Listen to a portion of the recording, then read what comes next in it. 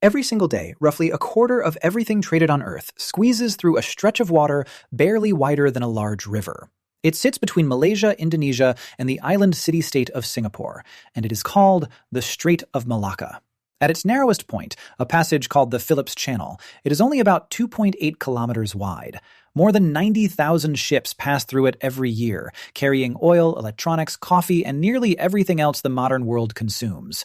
If this one channel closed, even for a few days, oil markets would spike, container schedules would collapse, and factories on 3 continents would start running out of parts. For centuries, pirates have hidden in its islands and inlets, and today 3 of the world's most powerful militaries watch it constantly. China calls its dependence on this strait a strategic vulnerability, so serious it has an official name. So how did the entire global economy end up funneled through one narrow, crowded channel of water? And what actually happens if it ever fails? The strait exists because of simple geology. It is the gap between the Malay Peninsula on one side and the island of Sumatra on the other. Stretching about 800 kilometers from end to end, it connects the Indian Ocean to the South China Sea. For most of its length, it is wide and manageable, but it funnels sharply near Singapore into the Phillips Channel bottleneck. The water there is also shallow, in places as little as 25 meters deep. That single depth limit created an entire category of ship design, known in the shipping industry as Malacca Max. A Malacca Max vessel is built to the largest size that can still legally and physically pass through the strait fully loaded. This geographic accident has been shaping trade routes for over 1,000 years. As early as the 7th century, the strait was already a hub for traders moving between India, China, and the Arab world. By the 15th century, a local trading power called the Malacca Sultanate had grown wealthy simply by taxing ships that passed through. Whoever controlled the narrow point controlled the flow of goods across half the known world. In 1511, Portuguese forces seized the city of Malacca, specifically to take control of that chokepoint. The Dutch took it from them in 1641, and the British eventually took it from the Dutch. In 1824, an Anglo-Dutch treaty formally split the region into spheres of influence, drawing a line that still roughly shapes the Malaysia-Indonesia border today. 2 years later, Britain folded its holdings into the Strait settlements, centered on Malacca, Penang, and a small fishing outpost called Singapore. That outpost had been founded in 1819 by a British official named Stamford Raffles, who recognized its deep water and its position at the strait's tightest point. When the Suez Canal opened in 1869, shipping traffic between Europe and Asia surged, and Singapore's location made it one of the biggest winners. Today, Singapore is one of the busiest transshipment ports on the planet, a place where cargo is shuffled between ships rather than simply loaded or unloaded. It happens because every ship moving between the Indian Ocean and East Asia has to pass directly by Singapore's front door. The sheer scale of what flows through the strait today is difficult to fully grasp. Depending on the year, somewhere between a quarter and a third of all globally traded goods pass through it. That includes an enormous share of the world's seaborne oil, estimated at around 15 to 16 million barrels a day. It is the primary route connecting oil-producing regions in the Middle East to the industrial economies of China, Japan, and South Korea. Container ships loaded with electronics, clothing, machinery, and parts follow the exact same route in the opposite direction. A huge share of the products inside a typical Western home cross this strait at some point on their journey. For decades, one of the biggest threats to that flow wasn't a warship or a blockade, but piracy. The strait's many small islands, mangrove inlets, and heavy ship traffic made it an ideal hunting ground for armed robbers in fast boats. Piracy incidents rose sharply through the 1990s and peaked in the early 2000s, drawing international alarm. In 2004, Malaysia, Indonesia, and Singapore launched coordinated naval patrols, specifically to police the strait together. That same year, a regional agreement called RECAP formalized information sharing between countries to track and respond to pirate activity. The results were dramatic.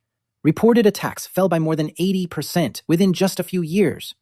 That success, though, revealed something more important: how easily a handful of armed boats could threaten a route the entire world depends on. If a few dozen pirates could rattle global shipping insurers, a deliberate state-level blockade would be catastrophic.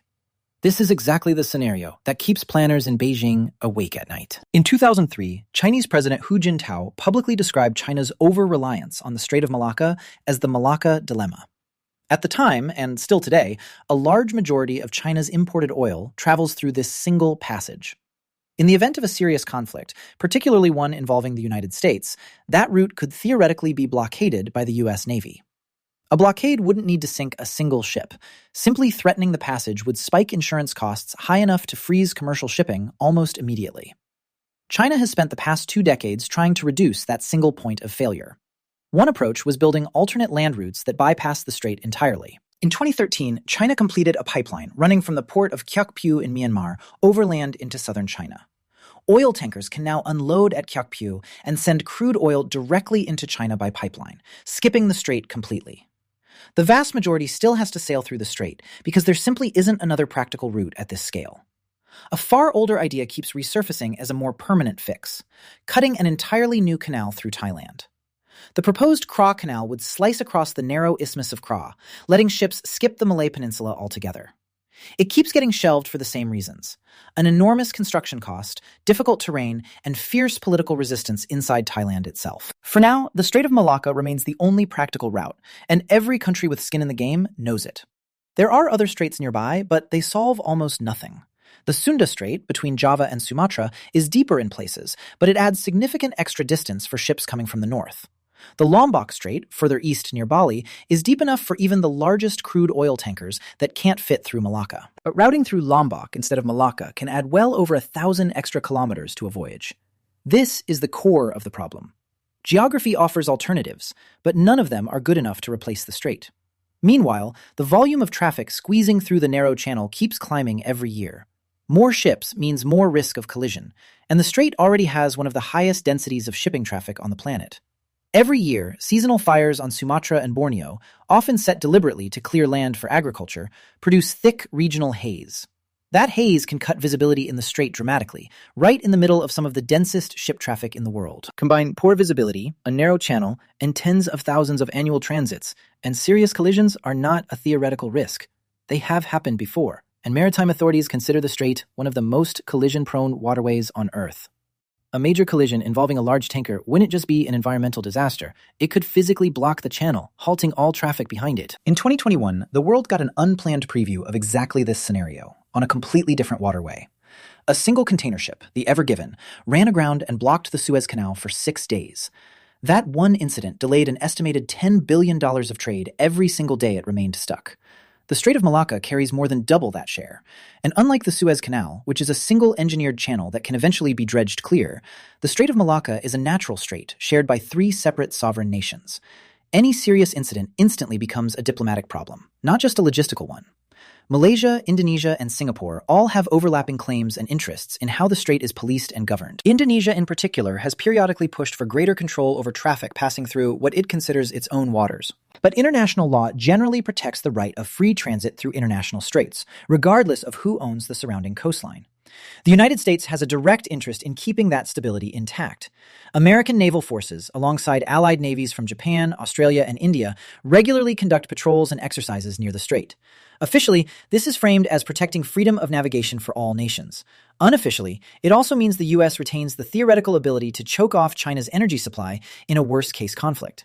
China has also invested heavily in ports across the region, part of its Belt and Road Initiative, aimed at building infrastructure it can rely on if the strait ever becomes contested. Geography built one primary door between the Indian Ocean and the Pacific, and that door hasn't moved in 10,000 years. This single reality shapes decisions far beyond shipping schedules.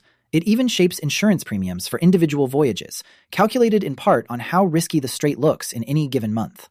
A tense diplomatic standoff thousands of kilometers away in Taiwan or the South China Sea can quietly raise shipping costs passing through Malacca.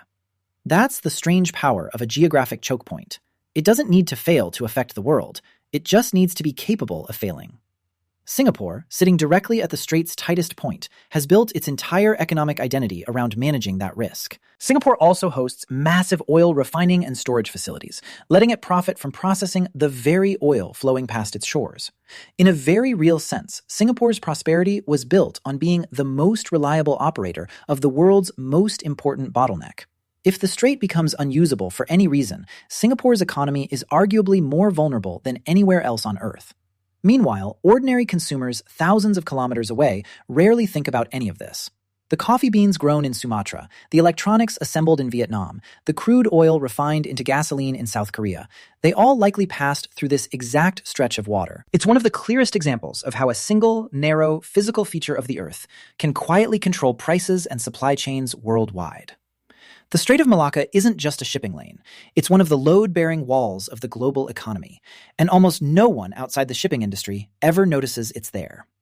Zooming out, the tension around the strait is really a preview of a much bigger geopolitical pattern.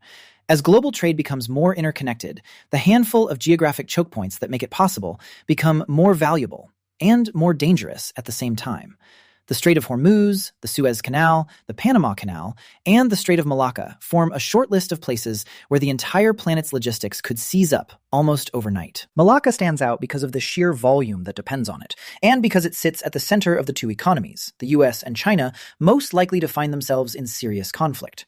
It rarely makes headlines because, for the most part, it simply works. But that smooth functioning depends entirely on nothing going seriously wrong in one specific 2.8-kilometer-wide passage.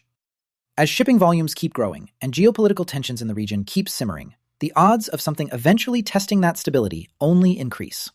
And every year, more ships than ever squeeze through the exact same narrow gap between Sumatra and the Malay Peninsula.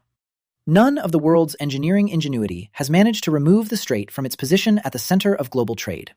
In other words, the modern global economy, with all its container ships, oil tankers, and just-in-time supply chains, is still fundamentally shaped by where two landmasses happen to sit relative to each other. That's a strange thing to sit with in an age of satellites, container tracking software, and instantaneous global communication.